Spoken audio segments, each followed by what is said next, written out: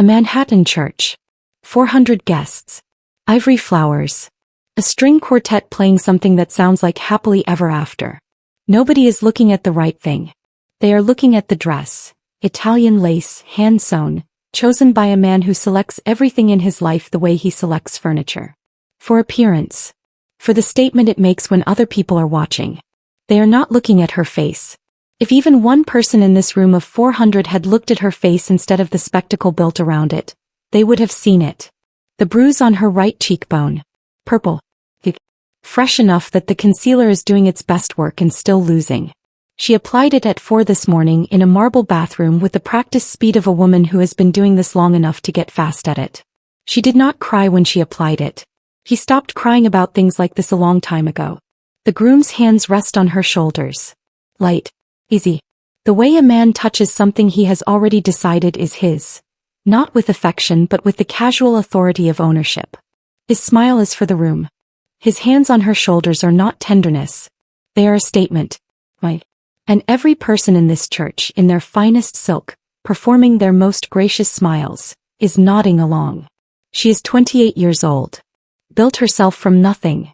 Scholarship, discipline, the bone-deep refusal to accept that walls were permanent. Survived things that would have ended most people. And now she is here. In a dress she didn't choose. At an altar she didn't choose. With a bruise beneath her foundation and her brother's freedom held hostage in a family safe she doesn't have the combination to. He has done the math. She has found no exit. So she stands. She performs. She holds the bouquet so tightly it sheds petals onto the marble, and tells herself this is survival. The doors open. Not gently. With the kind of authority that makes 400 people turn simultaneously. Silk rustling, programs dropping, the string quartet stopping mid-note like the music itself decided this man deserved silence. He stands in the doorway. Dark undercut. Neck tattoos rising above the open collar of a black suit like a warning written on skin. Eyes so still they don't scan the room, they own it. Without effort. Without announcement. He walks down the aisle past 400 witnesses, past the chairman whose face has gone the color of a man tasting fear for the first time in 40 years, past all of it. Without hurrying. Without hesitating. He stops 3 feet from the altar. Looks at the groom once. The look of a man delivering a notification not making a threat. Then he turns to her. 4 words. Quiet. Meant only for her. Minjun is already free. The bouquet hits the marble. And the most powerful family in Manhattan begins in this moment to end. Stay. Because the woman they built a cage around was never as alone as they needed her to be. And the man they never accounted for just walked through their church like he built it himself. Hey, real quick, if you're enjoying this video, do me a huge favor and hit that subscribe button right down there. It's completely free. It helps the channel grow more than you know, and you'll never miss a video from me again. Also, smash that like button if you're finding this helpful. It seriously makes a difference. Alright, back to it. 8 months before the church, Chai Soo-yeon was living the most precise, most quietly precious life she had ever built. Midtown Manhattan. A 1-bedroom apartment on the 14th floor. Her name on the lease, her furniture chosen from a second-hand store on a Saturday morning when she had nowhere to be and no one to answer to. A coffee maker she'd bought herself. Plants she kept alive through sheer discipline. A lock with 1 key and that key was hers. She went by Sophia at work. Sophia Chai, senior financial analyst. Because the industry she had clawed her way into had a long history of shortening names it found inconvenient. And she had made the calculation at 22 that she would give them the name and nothing else. Everything else she kept. She had earned her degree on a full scholarship, graduated top of her cohort, taken the entry-level position at Park and Harrington Investment Group when 14 other candidates wanted it, and made herself indispensable within 18 months through the kind of precision that made senior partners uncomfortable with their own sloppiness. She triple-checked figures that were already correct. Not from insecurity. From the bone-deep understanding that accuracy was the only armor she had ever had access to, and she was not about to set it down. Her mother had worked double shifts at a dry-cleaning facility in Flushing for 11 years so that Sophia and her younger brother Minjun could have the kind of options their mother never did. Sophia did not waste options. The evening before everything changed, she stayed late to review a client portfolio that did not need reviewing. She made a cup of coffee she forgot to drink. She sat at her desk in the quiet of an emptying office and listened to the city outside doing what cities do, existing at full volume, indifferent, magnificent, and felt the specific satisfaction of a woman who has survived enough to understand the value of an ordinary evening. She was 28 years old. She had built this from nothing with her hands, through discipline and sacrifice and the refusal to accept that the walls around her were permanent. She did not know, sitting at that desk with her cold coffee and her correctly checked figures, that she had exactly 8 months left inside this life before a man with the Hargrove name would arrive at her apartment and explain, with great precision and no raised voice, exactly how little of it she actually controlled. She locked her office. She took the subway home. She double-checked the deadbolt. She slept without dreaming. It was the last ordinary night she would have for a very long time. His name was Kong Jae-won. She called him Jace in the dark, when the city had gone quiet enough that she could say things she wouldn't say in daylight. He was not a safe choice, and she had known that from the first evening he walked into the firm's client dinner. Not as a client, not as staff, as someone's guest whose name nobody could quite place but whose presence arranged the room around itself without asking permission. He was difficult and magnetic and the most honest person she had ever met, which was its own kind of danger. A man who told you the truth about himself, all of it, and then looked at you like the truth hadn't changed anything. It hadn't changed anything. They were together for 14 months. She had never in her life been looked at the way he looked at her, like she was something worth understanding rather than something worth using.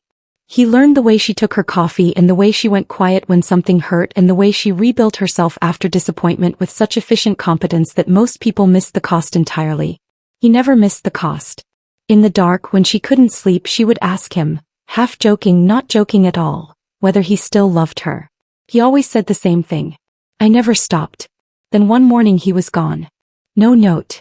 No call. No fracture she could point to. Just absence. Total, complete, the kind that doesn't leave evidence because it isn't an ending. It is an erasure. She waited 3 days before she let herself understand he wasn't coming back. She rebuilt. That is what Sophia Chai does with devastation. She converts it into discipline. The walls went up quietly and efficiently, and she mortared them with work and precision and the decision, not conscious, not declared, simply made, that she would not let anyone that close again. She almost kept that promise. 8 months after Jace disappeared, Elliot Hargrove walked into her life, and she was still fractured enough that his certainty felt briefly like something solid to hold. She should have recognized the difference between a man who makes you feel chosen and a man who has simply decided you are his. He didn't. Not until the walls were already sealed. Elliot Hargrove was beautiful the way expensive things are beautiful. Designed for maximum impact, maintained with precision, most impressive at the distance required to miss the details. He pursued her the way wealthy men pursue women who have never been pursued like that before. Relentlessly, overwhelmingly, until the attention felt structural rather than romantic, like something she was standing inside rather than something being offered to her. Old Manhattan money. A tech empire built on his grandfather's capital and his own calculated charm. He made Sophia feel selected, lifted from a world that had always measured her worth in what she could produce and placed somewhere she was simply wanted. She knew distantly that this feeling was a data point worth examining. She examined it too late. The first incident happened 7 months in. A business dinner that ran long. His open palm crossing her face with the casual authority of a man who had done this before and absorbed no consequence for it. The apology arrived by morning. Diamond necklace, practiced tears. A story so smooth she questioned her own memory of the evening before. She should have left that morning. He didn't. The walls closed gradually after that. Her job. Elliot said the hours were unsustainable, that he wanted to take care of her. Her apartment. Elliot said the building wasn't secure, that his penthouse was safer. Her friendships. Elliot said they were negative influences, that they didn't understand their relationship. Each exit disappeared so quietly she didn't hear it go. 6 months before the wedding she packed a bag. 4 in the morning. Elliot still sleeping. She moved through the penthouse with the same precision she applied to spreadsheets. Nothing unnecessary, nothing left behind that would tell him which direction she was heading. She pressed the elevator button.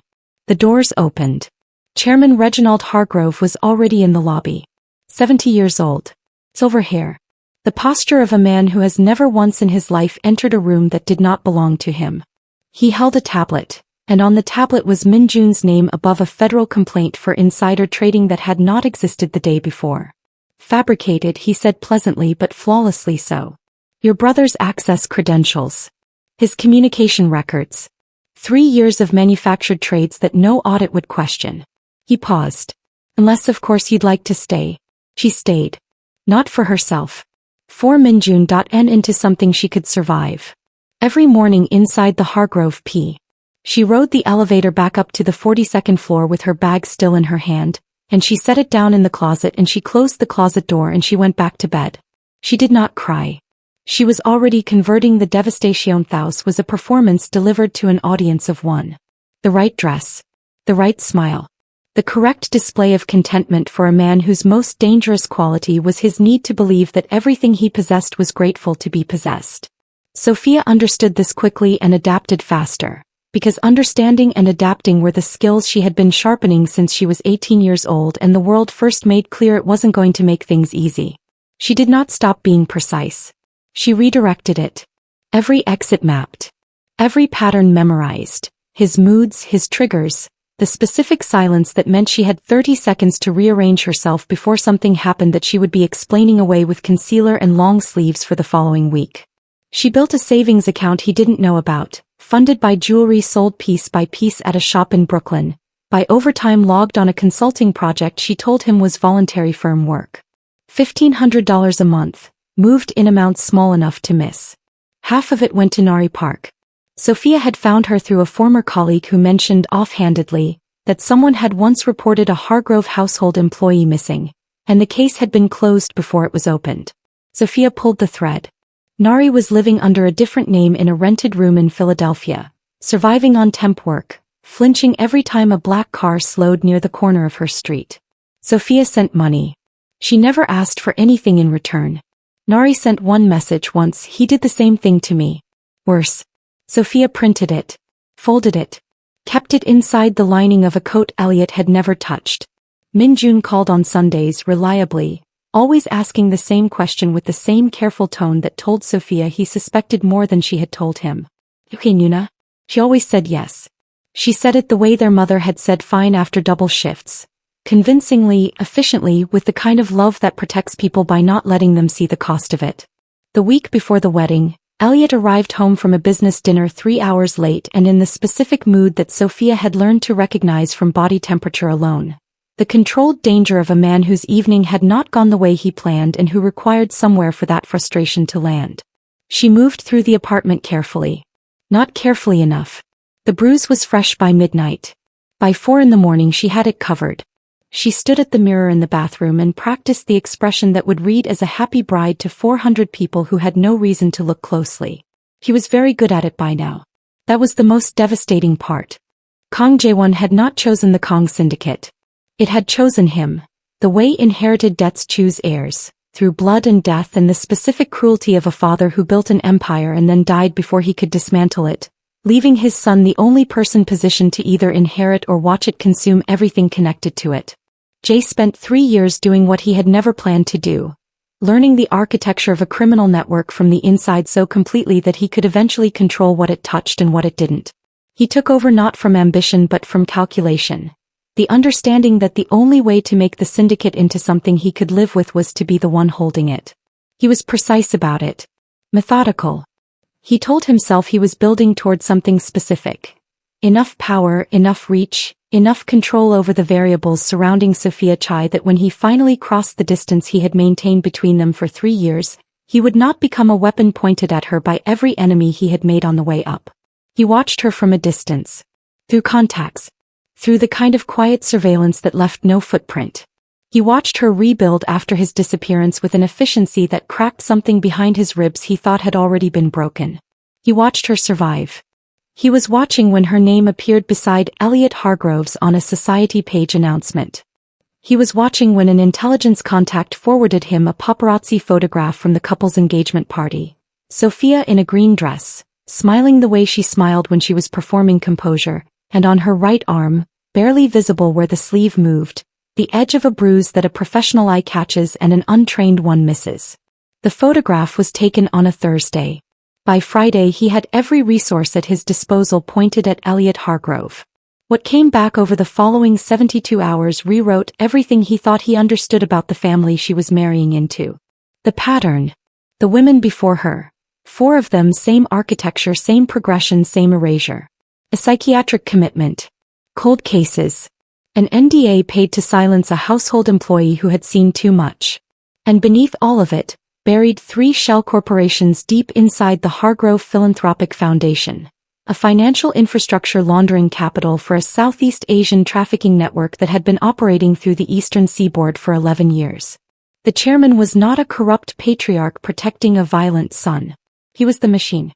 Jace sat with the complete picture in his study for a long time. Then he started making calls. He told himself it was strategic. The Hargrove network had been encroaching on syndicate territory for 2 years. He told himself this was business. He was lying. He had been lying to himself about this for 3 years. He made the decision anyway. The syndicate moved the way Jace had trained it to move. Precisely, invisibly, without leaving a trail that could be followed back to its source. Minjun's fabricated case was the first thing dismantled. Jace's forensic accountant confirmed within 48 hours what Sophia had already known and could never prove. The access credentials were impossible. Minjun did not have the system permissions to execute the trades attributed to him. The records had been manufactured by a firm retained exclusively by the Hargrove family office, planted inside the investment group's infrastructure with the kind of surgical precision that required both significant technical access and the certainty of consequence-free prosecution. Jace's people nullified the case through channels that the Hargroves could not trace without exposing the fabrication itself. Minjun's name was clean before he knew it had ever been dirty. Nari Park was relocated next. She was in a safe house in upstate New York within 36 hours round-the-clock security, everything she needed, the first stable ground beneath her feet in 2 years. She talked because 2 years of hiding had taught her that silence was not safety. It was just a slower way of disappearing. What Nari described took Jace's case from damaging to total. She had worked inside the Hargrove estate for 3 years. She had witnessed Elliot's violence against his previous girlfriend, the escalation, the calculated targeting of hidden areas, the way he smoothed each incident into the woman's instability rather than his cruelty. She had seen the medical records altered by a physician on Hargrove retainer. She had watched the family attorneys manufacture narratives with the efficiency of a system that had done this before and expected to do it again. And she had been in the wrong corridor at the wrong moment and seen Chairman Hargrove's private meetings with a man named Victor Shin, the financial architect of a trafficking network that moved human cargo through East Coast ports under cover of the family's legitimate import infrastructure. The chairman sealed financial agreements. The shell corporations. The foundation grant structure designed to launder Shin's capital across 17 charitable accounts.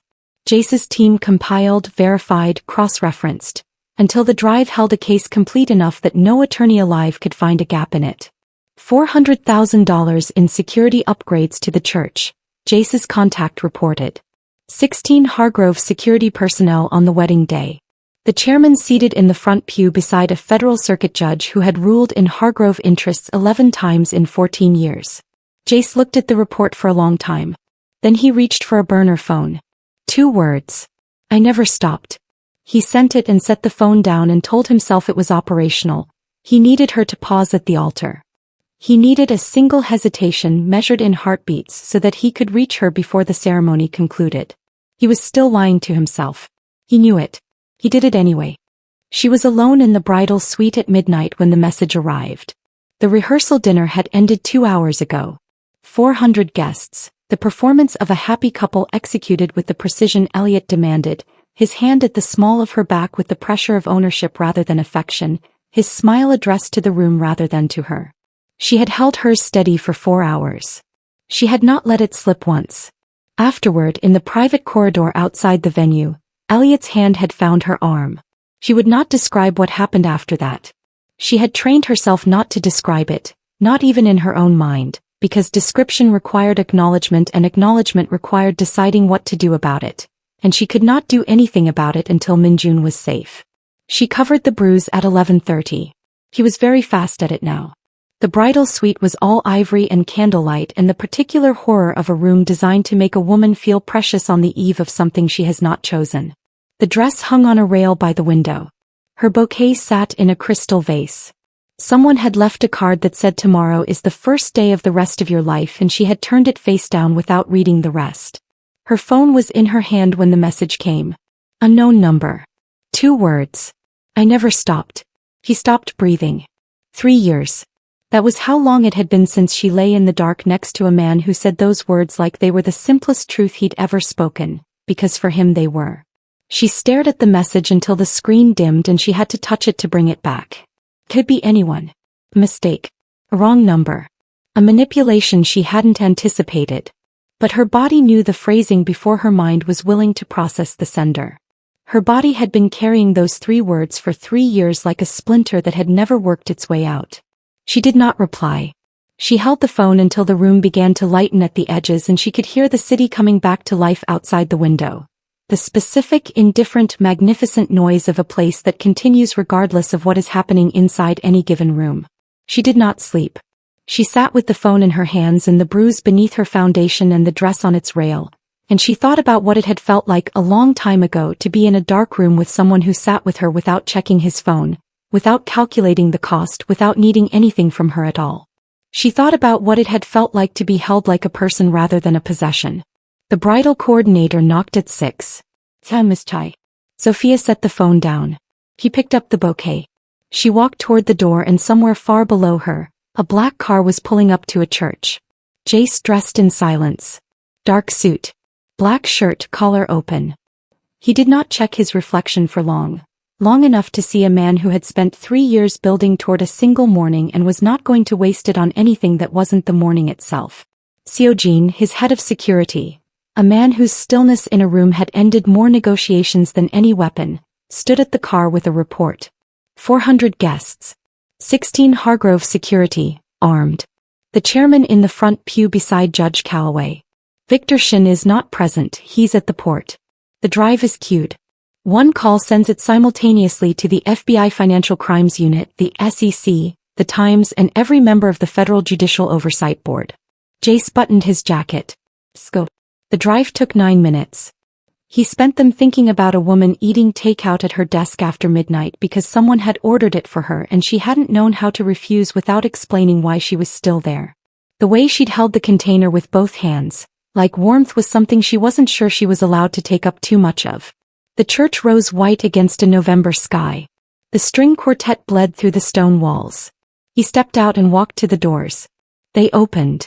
400 heads turned as one. The quartet faltered mid-phrase. The chairman's expression went from ceremonial contentment to controlled fury in the space of a single breath. Jace walked down the aisle without adjusting his pace. He stopped 3 feet from the altar. He looked at Elliot Hargrove, the slicked back hair, the tuxedo, the hands resting on Sophia's shoulders with the ease of a man who had never once been made to answer for anything, and dismissed him in a single glance. Then he turned to Sophia. The room disappeared. His voice dropped, not for performance, not for the 400 witnesses, but because these 4 words were meant only for her. Minjun is already free. He watched the words reach her. He watched the chain snap. Her hands stopped trembling. Her posture changed. Something coming back into her spine that he recognized from 3 years ago, the specific quality of a woman who has just remembered who she is. Elliot's hand moved from her shoulder toward her arm. Jace's forearm was there first. You do not touch her. 7 words, quiet enough that only Elliot heard them. Not here. Not anywhere. Not ever. Elliot lunged. Jace caught the fist midair, held it. The same hand that had left a bruise on Sophia's right cheekbone the evening before, wrapped now in a grip that made it irrelevant, then released it. Not in front of her. You don't get to perform violence in a church and call it love. Sophia stepped away from the altar. The veil fell. She turned to Jace and said 1 word. No. He pulled out his phone. Release it. 400 phones lit up simultaneously. The church erupted, not with noise first, but with the silence of 400 people reading the same evidence in real time. Then the noise came. Then the commotion. Then the FBI agents who had been waiting in vehicles outside the church for the past 40 minutes walked through the doors, and the wedding became a crime scene, and Elliot Hargrove stood at the altar in French cuffs while the handcuffs went on. Sophia walked down the aisle she had been forced to walk up 40 minutes earlier. each step chosen. Jace walked beside her. Not guiding. Not leading. Beside her where he had always belonged. At the doors, Carolina winter air hit her face. She breathed without permission for the first time in 6 months. The city moved fast after that. Elliot Hargrove was processed before the wedding guests reached their cars. Chairman Reginald Hargrove was taken from his private box at the Metropolitan Opera at 7:43 in the evening mid-performance, in front of an audience that included 3 board members of institutions that bore his family's name. He did not resist. He had the expression of a man watching the scaffolding of his entire life collapse and understanding that he had built it without load-bearing walls. Victor Shin was arrested at the port with a passport in his coat pocket. The reflex of a man who had heard his name on 4 simultaneous news broadcasts and understood that the judicial infrastructure protecting him had just been vaporized by the contents of a single drive released from a church pew. Nari Park testified before a federal grand jury 11 days after the wedding. Her voice was steady for 3 hours. Her testimony sealed indictments that prosecutors had been circling for 2 years without enough to close. The 4 women before Sophia surfaced one by one. The first gave a statement from a kitchen table in Montreal, her hands wrapped around a coffee cup, her eyes dry. The second walked out of a private psychiatric facility into November sunlight she hadn't seen in 16 months and stood on the sidewalk blinking until her sister came. 2 cold cases were reopened. The third woman's name appeared in a federal filing 48 days later. Minjun called on a Sunday morning the way he always did. This time his voice had nothing careful in it. Just his sister's name and then a long exhale and then, "Tell me what you need, Nuna. Whatever it is." She told him. Nari House opened in Lower Manhattan 4 months later. A converted townhouse on a quiet block. Legal aid on the ground floor, financial independence workshops on the second, 12 beds on the third. Nari ran the intake desk. She greeted every woman who walked through the door with the same sentence. "Nothing you brought here belongs to them anymore." Sophia taught the financial literacy workshops herself. Because a woman who had had her economic independence used as a weapon against her understood better than anyone that financial autonomy was not a luxury. It was a lock on a door. It was the thing that made the difference between an exit and a wall. He was different now. The flinching had stopped. The constant calibration of other people's moods, the survival instinct Elliot had hardwired into her nervous system. It quieted slowly the way water stills after something has stopped disturbing it. He still checked the deadbolt at night. Probably always would. But it was her deadbolt on her door in an apartment with her name on the lease. That difference contained everything. Jace restructured. Not all the way out. That was not the world he had built himself into, and he was honest enough not to pretend otherwise. But pulling back from the parts of it he had always been uncomfortable inhabiting. Legitimizing. Building revenue that didn't require the version of himself he had spent 3 years perfecting and never been proud of. On a Wednesday morning in early spring he walked into Nari House carrying 2 coffees. No Seojin. No convoy.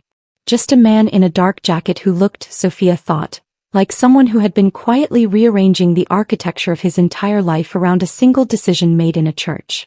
He set the coffee on her desk. She took it with both hands the way she always had, like warmth was something she was still learning she was allowed to hold. "When did you know?" he asked. She didn't have to ask what he meant. Not the church, she said. Not the aisle. Not the 4 words. She looked at him, at his hands around his own cup, at the jaw that had been iron in a church and was quiet now in the morning light. The night before. 2 words from a number I didn't recognize. I knew the phrasing before I knew the sender. She paused. "You had enough power to level a dynasty and you spent it on me instead. That's when I knew you'd never actually left." He reached across the desk and took her hand. She let him.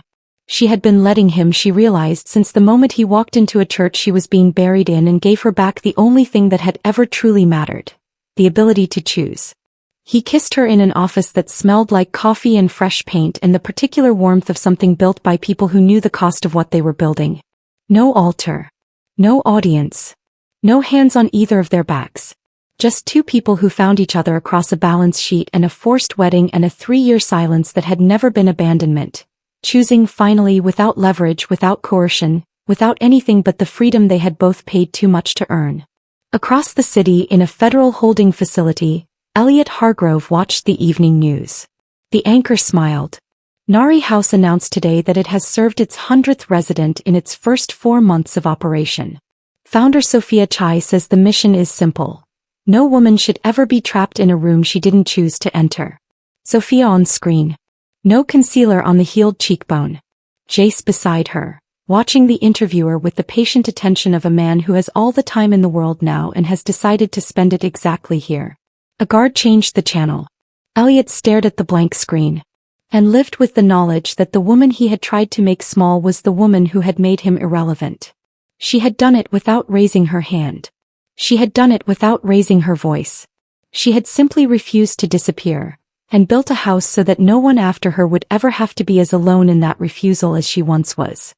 Hey, real quick, if you're enjoying this video, do me a huge favor and hit that subscribe button right down there. It's completely free. It helps the channel grow more than you know, and you'll never miss a video from me again. Also, smash that like button if you're finding this helpful. It seriously makes a difference.